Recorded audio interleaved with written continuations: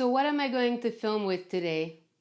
The camera or the iPhone 11 Pro? Now they're not good for the same things, and I wouldn't use one when I'm using the other. There are very specific reasons for that, so I'm gonna go through them with you so that you know exactly when to pick one or the other. Or if you only have one, you'll know what the shortcomings are for one or for the other.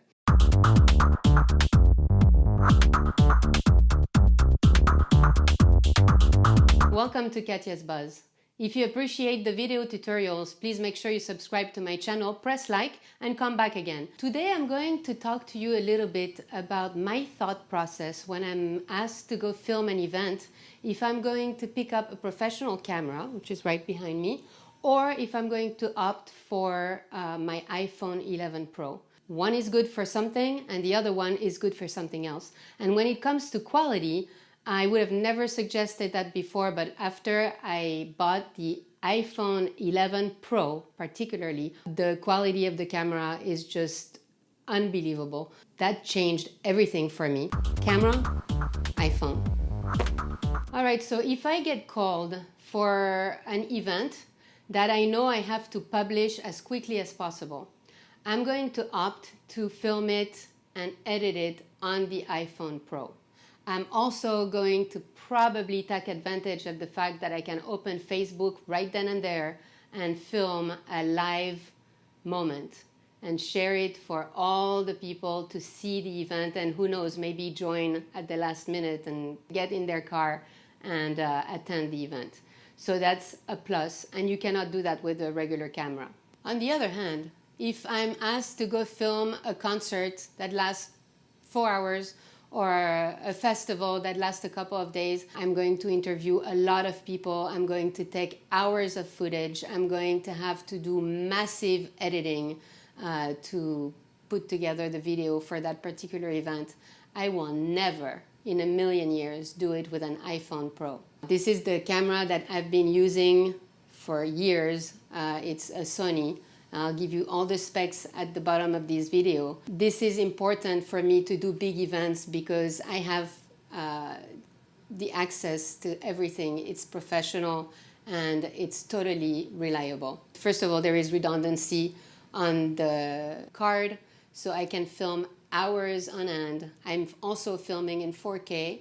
I'm going to have access to the audio, which you don't have in your iPhone Pro. So you're hoping that the audio is good, and if it's not, you're only going to find out when you're listening to the footage. And I've had some horror stories with that, so for big events, no way. And also with big concerts, it can be really loud music. You really have to have this on and make sure that it's good quality. You have a number of microphones that are connected to it. You have this one here, you have either a handheld or a lavalier that is plugged on another one.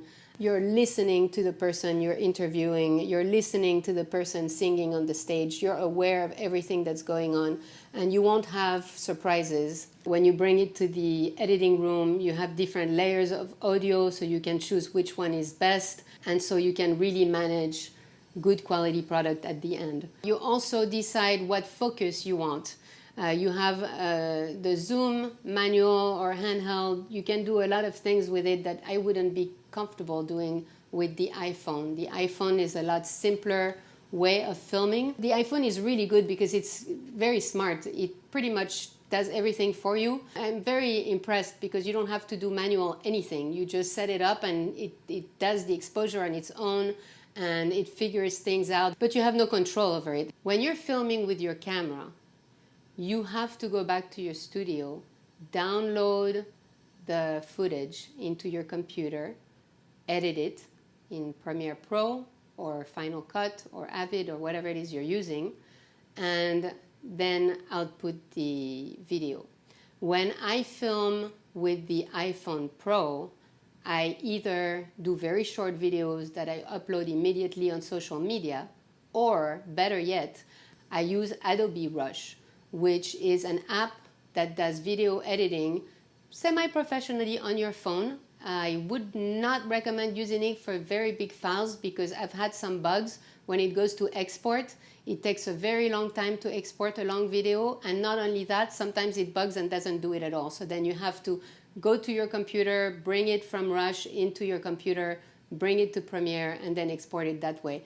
So small videos, small events, 2 minutes, 3 minutes is fine. You film it with your iPhone 11 Pro, edit it on your Rush, export it immediately, upload on YouTube, upload on Facebook, upload on Instagram, upload wherever you think it fits.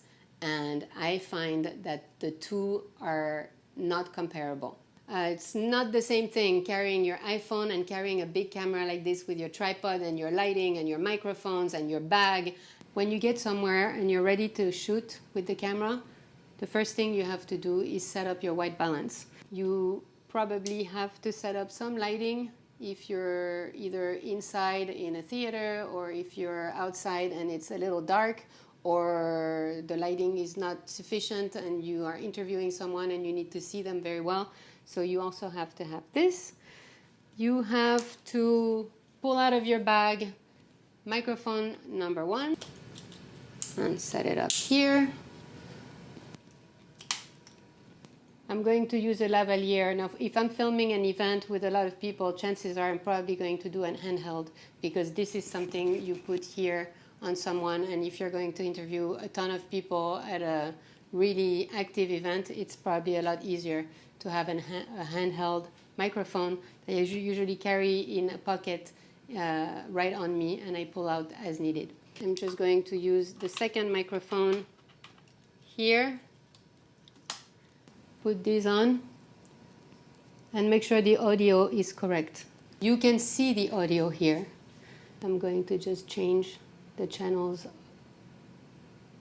volume this way, and then you're ready to rock and roll. You can film and you know what's going on, you know what quality you're going to have, you're ready to film. I'm going to show you the difference when I go and get prepared to go out for a shoot with just my iPhone. This is my iPhone 11 Pro, and this is the other piece of equipment I bring with me. All I need is this. I put my phone on here. If I need to have a little light, that does the job. And I have the microphone already plugged on me. The microphone comes from here. I also purchased an extension just because when I'm interviewing people, I don't like them to be too close to the camera. So between this and then the microphone, I have plenty of space. And you can always get more. I just usually keep it fairly close. But if the need comes, it's very easy to purchase a little bit longer of a cable. All I do after that is I go into my footage, go into Rush, put it together, edit it. Or if I don't need to do that, if I'm not in a huge pressure for time, I will come back to my computer, airdrop it onto my laptop, and edit it right there. So if you ever wondered why do one and why not do the other, now I hope this helped you a little bit. If you enjoy the video tutorials, please make sure you subscribe to this channel and press like. I hope you'll come again. I will put more videos out there for you to be able to film better, edit better, do some graphic design, all for the purpose of putting your YouTube channel in the best possible light.